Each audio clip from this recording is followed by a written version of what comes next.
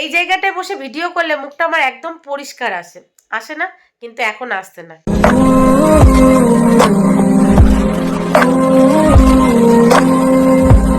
Hello friends, good morning. আরেকটা fresh new ব্লগে আপনাদের সবাইকে অনেক অনেক স্বাগত।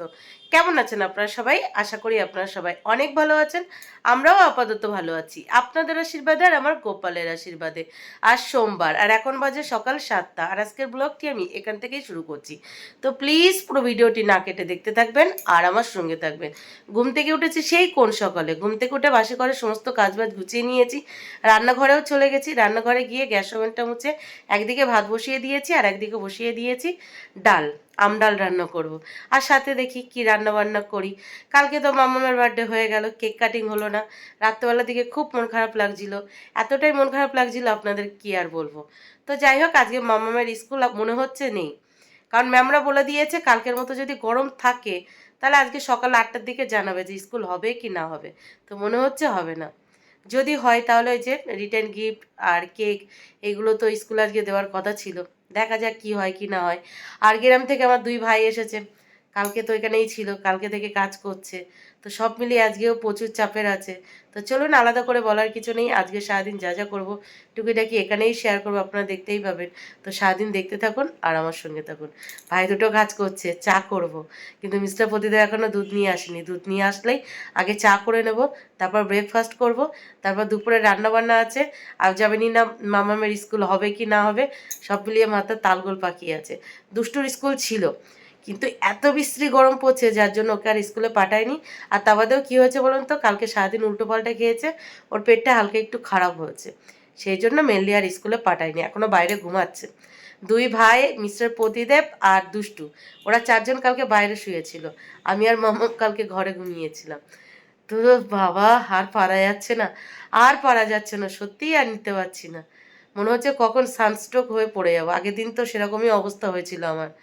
উফ, আর নিতে পারছি না। গুড মর্নিং মামাম। গুড মর্নিং দুষ্টু।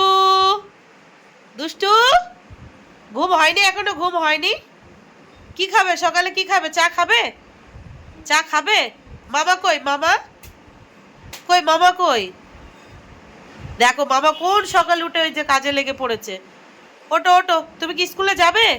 এখনো স্কুল যাবার টাইম আছে, যাবে? মামা তোমার পাশে ঘুমিয়েছিল, একদম তোমার পাশে মামা ঘুমিয়েছিল। বাপরে, এই বিশ্রী গরমের মধ্যে রান্নাঘরে গিয়ে ঝটপট করে চা বানিয়ে নিয়েছি। 2 ভাইয়ের জন্য বানিয়েছি, আর মেয়েদের জন্য বানাবো না তাহলে আমাকে আস্ত রাখবে না।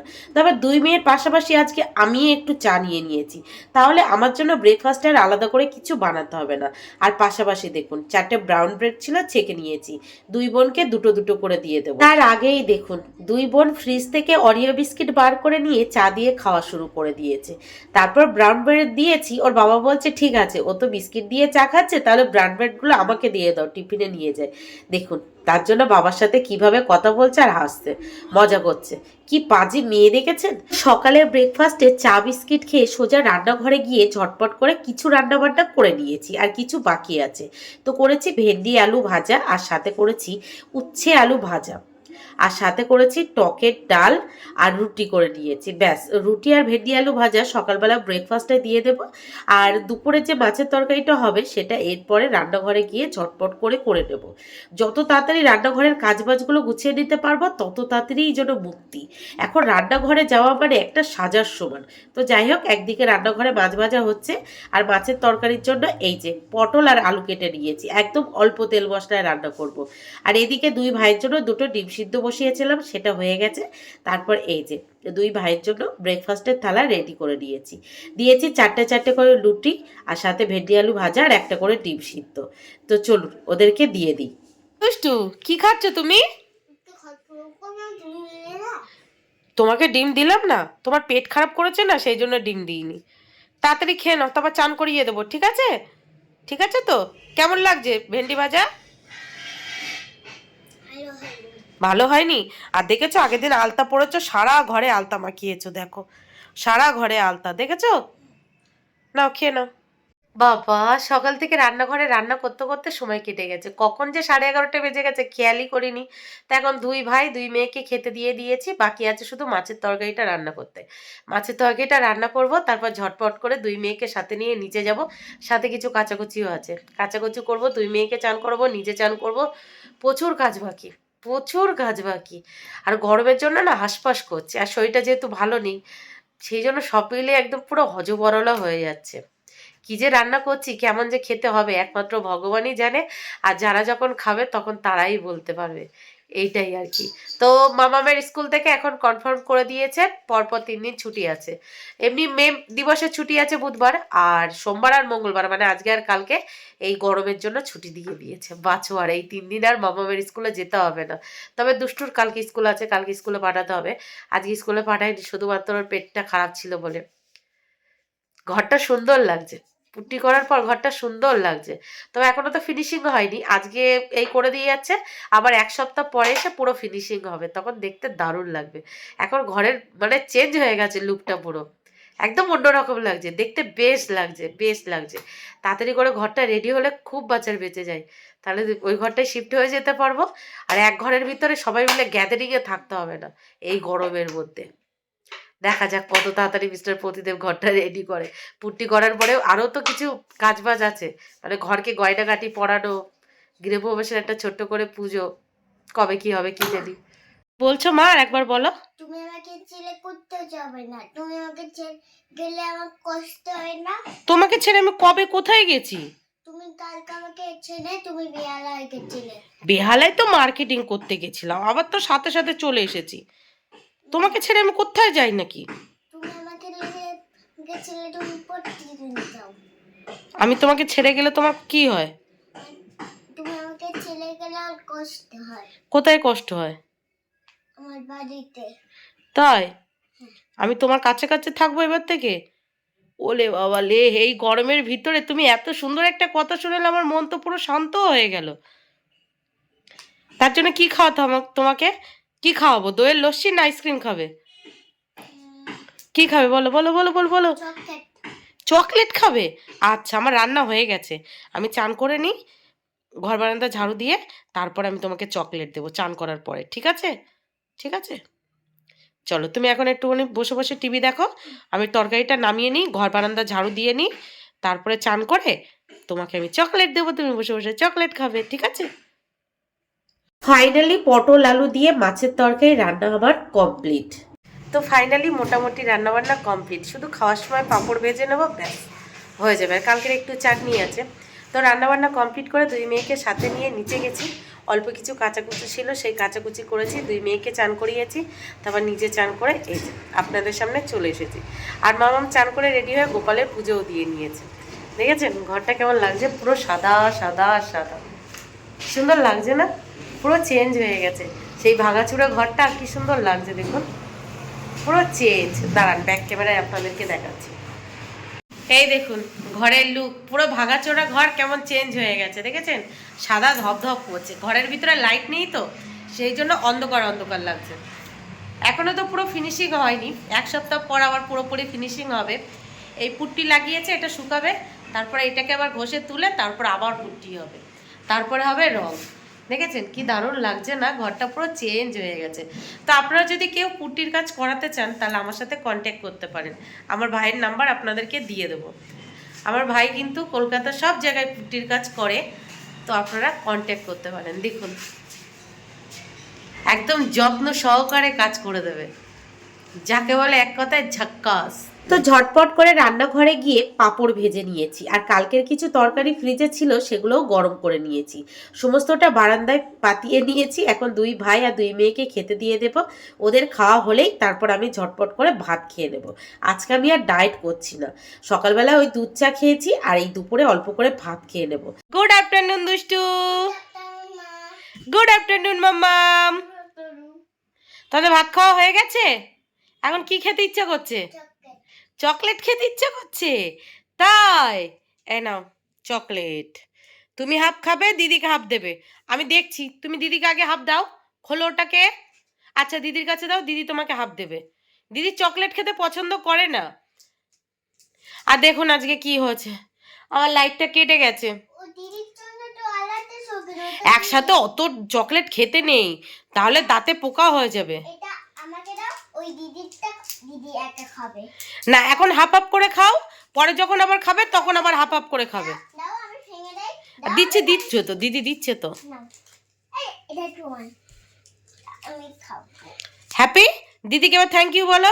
Thank you. মামাম ওয়েলকাম বলো। কেমন লাগছে মামাম? শিখতে পারছি না। ছিটতে পারছো না? এর জন্য কি খেতে হয়? সবজি। কি খেতে হয়? সবজি। তুমি কি সবজি খাও? না। তাহলে দাও, আমার কাছে দাও। ওই তো ছিঁড়ে গেছে না, ওই আর পুরোটা খুলো না, এবার কামড়ে কামড়ে খাও। দেখো দিদি তোমাকে কতটা বেশি দিয়েছে, দেখেছো?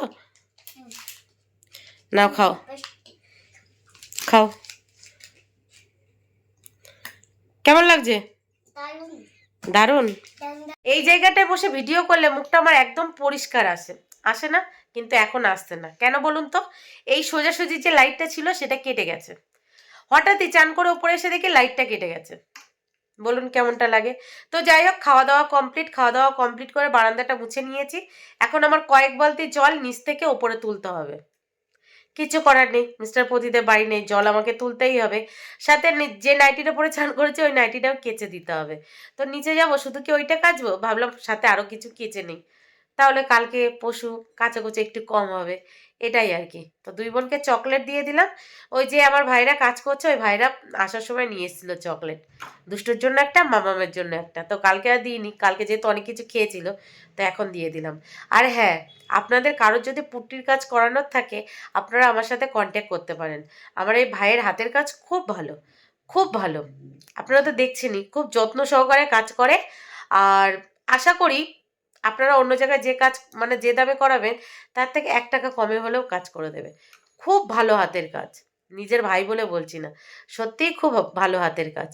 আপনারা দেখবেন পুরো ফিনিশিং হলে, তাহলে আপনারাই বুঝতে পারবেন। তো যাই হোক, এখানে বসে ভাত না বকে চলুন নিচে চলে যাই। কয়েক বালতি জল তোলার আছে, জলটা তুলে নিই। কয়েকটু কাচাকুচি করার আছে, কাচাকুচি করে নিই। আজকে ভাইরা চলে যাবে, তার আগে মানে একটু কিছু করে টোরে দিতে হবে। চলে গেলে মন খারাপ লাগবে, যতক্ষণ আছে ততক্ষণই ভালো। কষ্ট হলেও আনন্দ লাগছে, যেহেতু ভাইরা আছে সেই জন্যই। অদুষ্টু, কালকে দিদির হ্যাপি বার্থডে ছিল তো, তার জন্য তোমার আর দিদির জন্য দুটো গিফট আছে, ঠিক আছে? এই নাও, একটা তোমার একটা দিদির, কোনটা তুমি নেবে? আমার এইটা পছন্দ হয়েছে। আচ্ছা, ওটা দিদির পছন্দ হয়েছে, দিদির নিক, কারণ দিদির তো বার্থডে। আমার দিদির পছন্দ হয়েছে, দিদির তো পছন্দ হয়েছে। দিদিরটা পছন্দ করে না, দিদি তো পছন্দ জিনিস সব তোমাকে দিয়ে দেয়। ওইটা যখন দিদি নিয়েছে, দিদির নিক। আর আমারটা দেখবে, আমি খেলি। তোমারটা দেখো আগে, দুটোই সেম সেম। তোমার তো পিঙ্ক কালার পছন্দ, এটা তো বেবি পিঙ্ক কালার। না, আমি ওই পিঙ্ক কালার চেতে। আচ্ছা, একটা পিঙ্ক কালার তোমাকে এনে দেওয়া হবে। মামা ওটাই পেন্সিল রাখবে, ওটা তোমার। আর দুষ্টু, তোমার এটাই তুমি পেন্সিল রাখবে, ঠিক আছে? এই যে জল তুলে দুটো নাইটি কাচাকুচি করে নিয়েছি। আর জল তুলে দেখুন পুরো হাঁপিয়ে গেছি। তো যাই হোক, চলুন মেলে দিই নি নাইটি দুটো। টাটা দুষ্টু, ভালোভাবে পড়বে, ঠিক আছে? ঠিক আছে, যাও। এই যে একদিকে দুষ্টুকে টিউশন পড়তে দিয়ে এসেছি, আরেকদিকে মামামের টিউশন পড়া হয়ে গেল। ওর পিপি জাস্ট পড়িয়ে চলে গেল। এই যে মামাম এখন খাতা বই গুছিয়ে নিচ্ছে, ওর গোছানো হবে, তারপর ঘর বারান্দা ঝাড়ু দেবো। চলো তাড়াতাড়ি ব্যাগ গুছিয়ে নাও। রাত্রি 9:20 মতো বাজে। দুই ভাইয়ের কাজবাজ কমপ্লিট, ওরা আজকে বাড়ি যাবে। তো ঝটপট করে চান করে রেডি হয়ে নিয়েছে। আর আমি কি দুষ্টুকে টিউশন পড়তে দিয়ে বাড়ি এসে গুচ্ছের কাজবাজ করে নিয়েছি। ভাইদের কাজ হয়ে যাবার পর ঘর বারান্দা ঝাড়ু দিয়েছি, মুছেছি। তারপর মিস্টার পতিদেব দুই ভাইয়ের জন্য কিছু খাবার কিনে এনে দিয়েছিল, ওদের খাইয়েছি। এখন ওরা বাড়ি যাবে, দুষ্টু ওদেরকে ছাড়ছে না, বলছে ও মামার সাথে মামার বাড়ি যাবে। দেখুন, দুই মেয়েই মামাকে আটকে দিয়েছে, মামাকে যেতে দেবে না। তার জন্য এই যে ভাই বসে আছে। একটা ট্রেন তো মিস করেছে, পরের ট্রেনটাও যে পাবে সেটাও ছাড়ছে না। দুষ্টু তো যথারীতি কান্নাকাটি শুরু করে দিয়েছে। দেখুন, এই বিশ্রী গরমের ভিতরে এমন কান্নাকাটি করেছে, রাত্রেবেলার দিকে ওর শরীর খারাপ হয়ে গেছিল, জানেন? তো যাই হোক, ভাই শেষমেশ ওকে বুঝিয়েছিল যে তুমি যে জামা প্যান্টটা পরে আছো এটা তো পুরনো, তুমি একটা নতুন জামা পরে আসো, ততক্ষণ আমি বসে আছি এখানে। আর আমি ওকে সেই রেডি করতে গেছি, সেই ফাঁকে ভাই চলে গেছিল। তারপরে ও বাইরে এসে যখন মামাকে আর দেখতে পায়নি, সে কি কান্না, ওকে আর রাখাই যাচ্ছিল না। এদিকে মামামও রেডি হয়ে গেছে, যাবে মামার সাথে। বুঝতেই পারছেন, আমার নিজেরও খারাপ লাগছিল।